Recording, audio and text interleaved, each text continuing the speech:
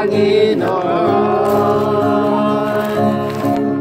Tunay na ika'y walang katulad, tunay na ika'y di nagbabago. Mabuti ang Diyos at sa atin ay nagmamahal. Pinupuri, sinasamba kita, dakilang Diyos at Panginoon. Tunay na ika'y walang katulad, tunay na ika'y di nagbabago. Mabuti ang Diyos at sa atin ay nagmamahal. Mabuti ang Diyos at sa atin ay nagmamahal. Yes, Lord. Hallelujah. Thank you, Jesus. Hiniling ko si Kuya Dan nga magbukas sa panalangin. O dakilang Diyos, salamat Panginoon sa pagtitipon-tipon ni Panginoon. Yes, Lord.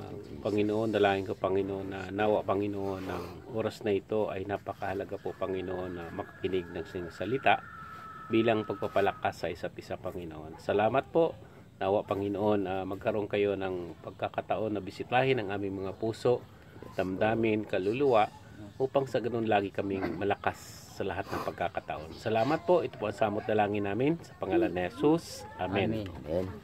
At ngayon mga kapatid, ang mensahe mula ay matatagpuan natin sa aklat ng 1 Corinthians, pakibukas mga 1 Corinthians,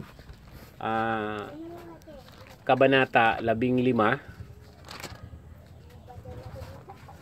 versikulo 58. 15:58. Ito, 15, tapos doon. 58.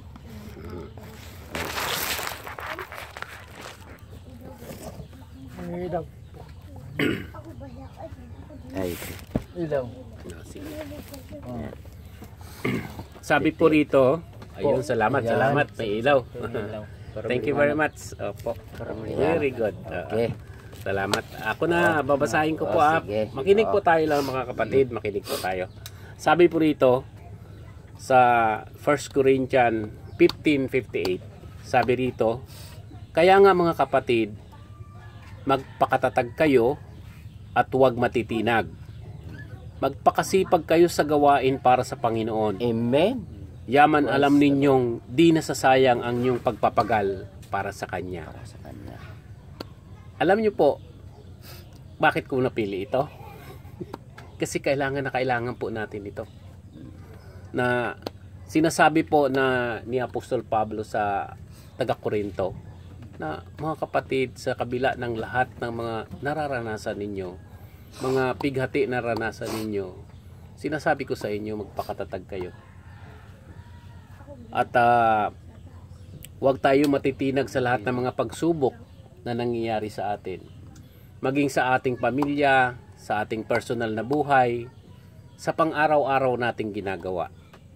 Huwag tayo matitinag. Marami tayong mga naririnig na ikakapanghina natin. Marami tayong mga kahinaan sa buhay natin. Kahinaan, mga tukso.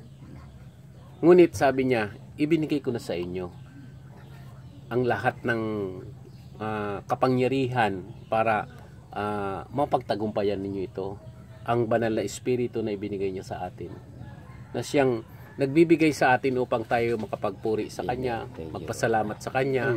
Sa kabila ng lahat ng nararanasan natin, ano man ang nararanasin, dapat tayo magpasalamat pa rin sa Kanya. Gaya ng ginagawa natin kanina. Na marami tayong dapat ipagpasalamat sa Kanya. Yung buhay natin. Tapos sa pangalawa, sinabi niya rito, magpakasipag kayo sa gawain para sa Panginoon.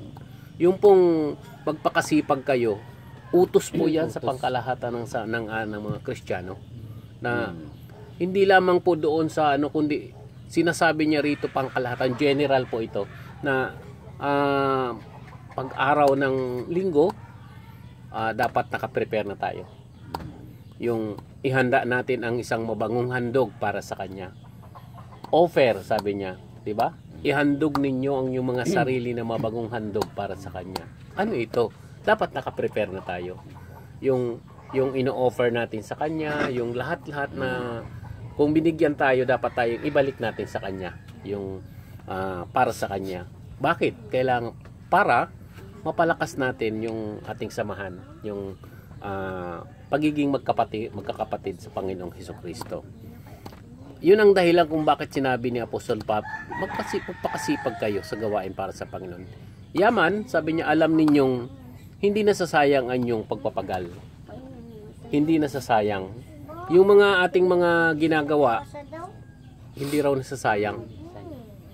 Lahat, yung prayer natin, yung panalangin natin sa mga mahal natin sa buhay, yung mga sa kapatid, saka yung mga sa kapitbahay na mga panalangin na dapat ang panalangin personal talaga ito na kahit sa sulok ng bahay, kahit natutulog ka, kahit na pwede kang mag-pray, pwede ka manalangin para sa Kanya. Kasi sabi ng Panginoon, pag lagi kayong nakikipag-usap sa akin, di rin ko kayo lagi. Pero sabi niya, dapat maging matatag tayo sa lahat ng ating ano. Kaya sabi nga po doon, kung mahal niyo ako, sundin niyo ang aking kautusan. 'Di ba? Kung mahal niyo ako, sabi sa Juan, sa aklat ng Juan, 'di ba? Mga kapatid, ang mensahe ng Diyos napakaiksi lang. Pero mensahe na may laman para sa ating lahat. Maraming salamat and God bless. God bless. Hingin ko sa iyo ang closing prayer para sa iyo. Sige, mag-pray tayo.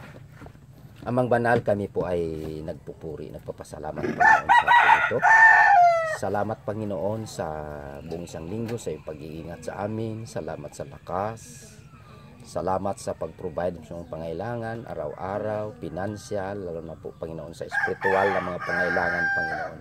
Lord, maraming salamat po, lalo na po Panginoon, ni Kuya Dan, pagpalain mo po siya. I-bless mo po siya Panginoon ang kanyang buhay, O Diyos. Salamat din po sa mensahe na ito Panginoon, nagpaalaala ito O Diyos na minsan kami Panginoong Diyos ay manghihina. Pero Lord, salamat po, kayo po ang isang Diyos na nasa langit nga palagi nagpapalakas, nagpapapasidla, nagpapatibay Panginoon sa aming panampalataya O Diyos. Maraming salamat po na minsan Panginoon makatamad kami Panginoon. Pero sabi mo